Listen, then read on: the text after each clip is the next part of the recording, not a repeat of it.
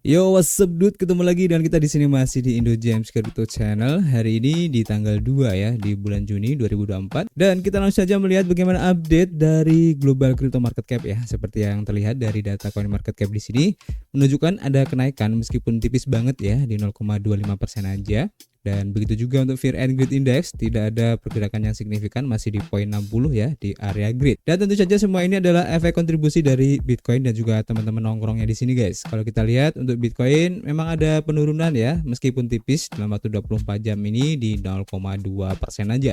Dan masih mempertahankan harganya ya di 67.457 dolar guys. Kemudian untuk Ethereum juga sama ya, tidak terlalu signifikan untuk berubahnya di 0,14% aja. BNB juga sama, masih sideways. Solana juga tidak terlalu signifikan untuk berubahnya ya, dan beberapa altcoin juga tampaknya pergerakan harganya masih mengikuti pergerakan harga dari Bitcoin ya, dan perubahannya rata-rata di 0 sampai 1% aja guys. Kalian bisa cek sendiri untuk lebih jelasnya di coin market cap. Selanjutnya kalian bisa cek di sini guys untuk pergerakan harga dari Bitcoin itu sendiri. Terlihat di sini untuk time frame daily ya. Terlihat untuk close candle ada pola yang mungkin menurut saya pribadi agak 50-50 atau bisa dibilang agak riskan ya. Kalau seandainya ini bisa tertembus ya untuk mencoba retest lagi di harga sekitar 66.800 dan harga kemudian tidak bisa mempertahankan, maka artinya ini untuk support di MA20 time frame daily tertembus ya, dan seandainya jika ini terus berlanjut maka ada kemungkinan untuk mencoba retest di support berikutnya, kemungkinan di harga sekitar 65.000 dolar guys ya. Tapi kita akan update lagi nanti untuk pergerakan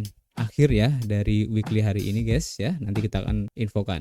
Dan seperti biasa kita sudah kumpulkan ya beberapa informasi yang cukup menarik guys. Yang pertama kita lansir dari bitcoin.com, diinformasikan bahwa JP Morgan memprediksi ya untuk reaksi awal ini kayaknya bakal negatif ya untuk ETF Ethereum yang kemungkinan akan di ACC oleh SEC guys, dan memperkirakan bahwa permintaan ini akan lebih rendah ya daripada ETF Bitcoin kemarin guys. Dan JP Morgan yakin ya permintaan untuk ETF spot Ethereum akan menjadi sebagian kecil ya dari yang terlihat untuk Bitcoin spot yang sudah disetujui sebelumnya. Analis JP Morgan menguraikan beberapa alasan ya untuk pandangan hati-hati mereka ini, dan mereka merinci bahwa keuntungan penggerak pertama untuk Bitcoin dan peristiwa halving baru-baru ini memang berfungsi sebagai katalisator ya untuk permintaan yang signifikan untuk ETF Bitcoin kemarin, dan yang tidak dimiliki oleh Ethereum guys. Yang memperhatikan bahwa mekanisme untuk bukti kepemilikan Ethereum atau proof of stake ya dari Ethereum ini tidak memberikan dorongan permintaan yang sebanding, dan para analis menekankan bahwa peristiwa untuk halving Bitcoin ini bertindak sebagai katalisator untuk permintaan tambahan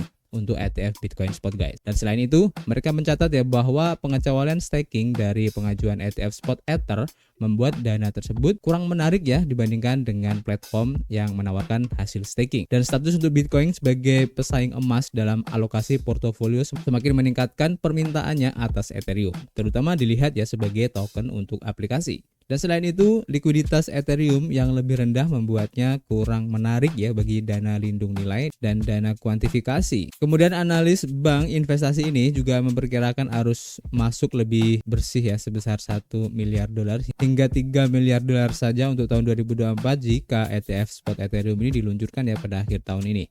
Dan mereka mencatat bahwa arus masuk berpotensi meningkatkan 3 kali lipat jika staking dimasukkan dalam ETF, dan bergantung pada tindakan Kongres ya untuk mengklasifikasikan Ether sebagai komoditas. Namun mereka memperingatkan ya bahwa hal ini mirip dengan trust Bitcoin miliknya Grayscale, di mana ETF Ethereum mungkin akan mengalami arus keluar begitu perdagangan dimulai guys. JP Morgan baru-baru ini mencatat bahwa SEC tidak mungkin menyetujui untuk ETF crypto spot di luar Bitcoin dan Ethereum, meskipun formulir untuk 19B-4 untuk ETF spot Ethereum telah disetujui, dan SEC belum secara definitif ya mengklasifikasikan Ether sebagai komoditas. Dan Ketua SEC Gary Gensler secara konsisten menyatakan bahwa sebagian besar token kripto kecuali Bitcoin adalah sekuritas, tanpa secara eksplisit mengonfirmasi status Ether ya. Dan sebuah dokumen pengadilan baru-baru ini mengungkapkan bahwa SEC meluncurkan investigasi formal ya terhadap Ether sebagai sekuritas potensial tahun lalu guys. Jadi kita masih menunggu untuk update-nya, dan nanti kita akan selalu infokan jika ada perkembangan terbaru ya, khususnya untuk perkembangan dari ETF spot Ethereum ini guys. Oke. Selanjutnya kalau kita lansir ya masih dari bitcoin.com, di sini diinformasikan bahwa Senat dari Amerika Serikat ya ini didesak untuk meloloskan rancangan undang-undang kripto yang penting setelah Presiden Biden kemarin ya memveto resolusi untuk membatalkan aturan SEC guys. Jadi seperti yang kita informasikan kemarin ya, melanjutkan veto dari Biden kemarin di mana industri mata uang kripto kecewa ya setelah Presiden Joe Biden secara tidak terduga memveto resolusi untuk membatalkan Staff Accounting Bulletin 121 atau SAB 121 dari Komisi Sekuritas dan Bursa Amerika Serikat SEC guys. Dan Senat dan juga Dewan Perwakilan Rakyat menyetujui resolusi ini. Veto ini telah memicu kekhawatiran yang meluas di antara para pemangku kepentingan industri yang mengklaim bahwa buletin tersebut membekukan pedoman yang terlalu ketat ya tentang penyimpanan aset digital. Akibatnya, seruan dari anggota parlemen di Senat dan Dewan Perwakilan Rakyat semakin meningkat ya, dan mendesak pengesahan rancangan undang-undang kripto yang penting, yaitu Undang-Undang Inovasi Keuangan dan Teknologi untuk abad ke-21 ini guys. Atau di sini disebut FIT 21. Beberapa anggota parlemen telah menggunakan platform media sosial X untuk menyuarakan keprihatinan mereka mengenai veto dari Biden ini guys, di mana anggota Kongres France Hill mengungkapkan kekecewaannya pada hari Jumat kemarin dengan mengatakan bahwa suara bipartisan di Kongres seharusnya mengirimkan sinyal kuat ya kepada pemerintahan Biden bahwa SAB 121 mereka salah arah dan harus dibatalkan. Tindakan Senat terhadap FIT 21 sangat penting dan dia berharap tetap berkomitmen untuk mengesahkan undang-undang penting ini menjadi undang-undang ya. DPR Amerika Serikat menyetujui untuk undang-undang FIT 21 yang menetapkan kerangka kerja regulasi untuk aset kripto, di mana pada 22 Mei meskipun ada ketentangan dari Ketua SEC Gary Gensler dan juga White House, Hill memperkenalkan rancangan undang-undang tersebut pada Juli tahun lalu bersama dengan perwakilan Glenn G.T. Thompson, Dusty Johnson, Tom Emmer, dan Warren Davidson. Anggota Kongres Patrick McHenry juga turut mensponsori undang-undang tersebut guys. Mengomentari dari veto Biden ini, Senator Cynthia Lummis juga mengatakan bahwa dia tidak akan berdiam diri ya ketika admin ini mencoba untuk menghindari hukum, dan dia akan terus berjuang untuk mempromosikan inovasi keuangan dan perlindungan utama untuk aset kripto yang tampaknya sangat ingin dihambat oleh admin ini guys. Perwakilan dari Patrick Henry juga berpendapat bahwa veto presiden ini melemahkan perlindungan bagi konsumen di pasar aset digital dan menjungkir balikan aturan hak asuh selama beberapa dekade ini.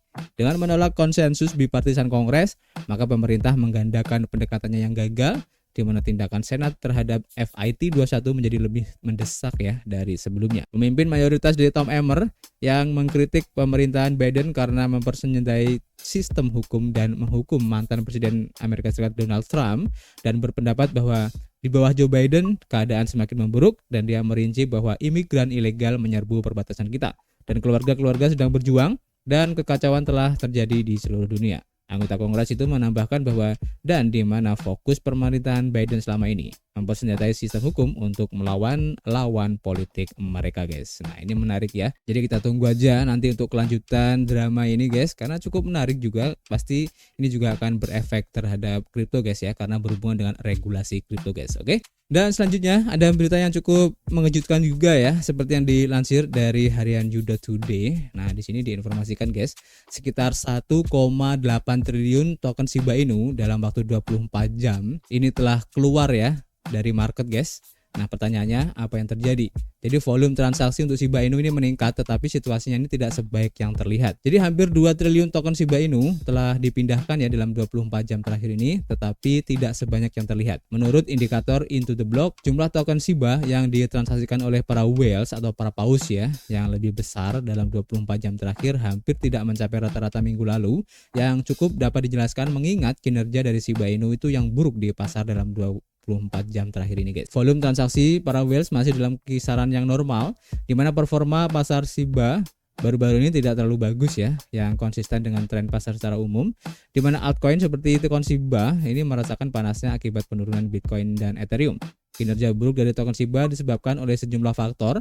Yang pertama, sentimen di pasar mata uang kripto yang berubah menjadi negatif ya setelah koreksi dari Ethereum kemarin, di mana aset beresiko seperti token Shiba Inu dihindari oleh investor demi aset yang lebih dapat diandalkan atau aset di luar industri kripto. Dan perubahan ini tercermin ya dalam pola perdagangan, di mana meskipun volume transaksi tinggi, harga token Shiba sebagian besar tidak berubah guys. Dan selain itu, metrik untuk jaringan Shiba juga tidak memberikan gambaran yang positif, di mana jumlah alamat yang aktif maupun jumlah alamat yang baru dibuat telah menurun karena lebih sedikit investor baru yang bergabung dengan pasar dan pemagangnya tidak seaktif dulu. Hal ini menunjukkan bahwa minat terhadap token Shiba berkurang. Untuk kondisi dari teknis untuk token Shiba ya, ini momentum kenaikan telah dibatasi dan rata-rata pergerakan 50 hari berfungsi sebagai support saat ini. Namun rata-rata pergerakan dari 200 hari juga menawarkan dukungan dasar yang kuat ya, yang dapat menstabilkan harga dalam waktu dekat ini. Nah, di sini lebih lanjut guys ya, dilansir dari harian Finbolt diinformasikan bahwa harus diwaspadai guys untuk aksi jual karena sekitar 4 triliun token Shiba ini telah dikirim ke bursa ya dalam 2 minggu terakhir ini.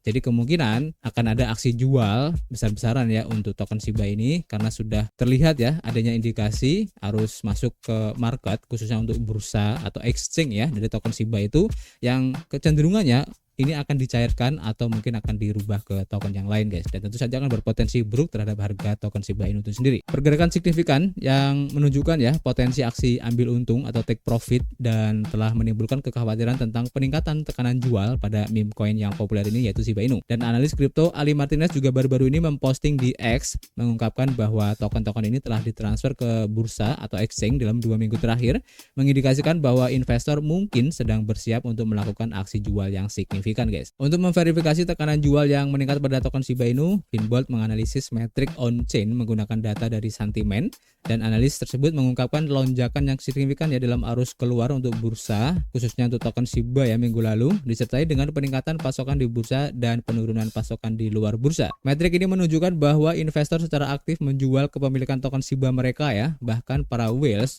juga ikut serta dalam tren ini, dan hal ini terlihat dari sedikit penurunan pasokan token Shiba yang dipegang oleh alamat teratas selama 7 hari terakhir.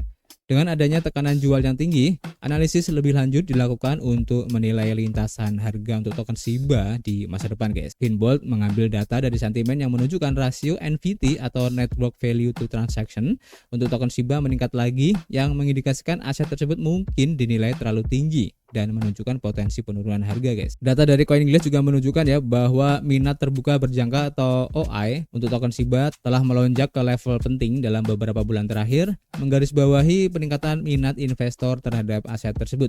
Dan peningkatan minat ini sejalan dengan peningkatan aktivitas on-chain yang ditunjukkan di atas. Transfer sebanyak 4 triliun token Shiba ke bursa di tengah-tengah kenaikan token Shiba Inu ya, yang mengesankan telah memicu perdebatan yang cukup besar ya dalam komunitas kripto.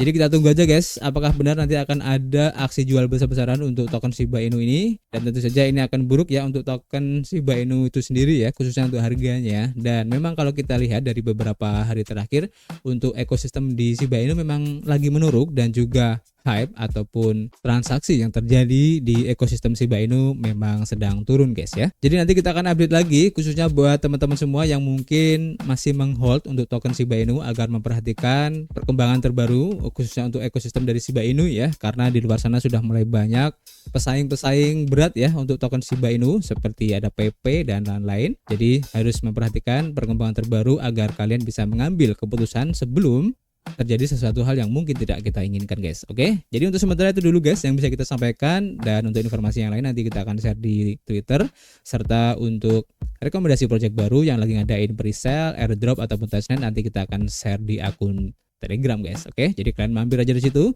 So, seperti biasa kita masih menunggu kritik dan saran kalian di kolom komentar, nanti kita bisa ngobrol banyak di dalamnya, dan tentu saja kita ketemu lagi di informasi berikutnya. Peace.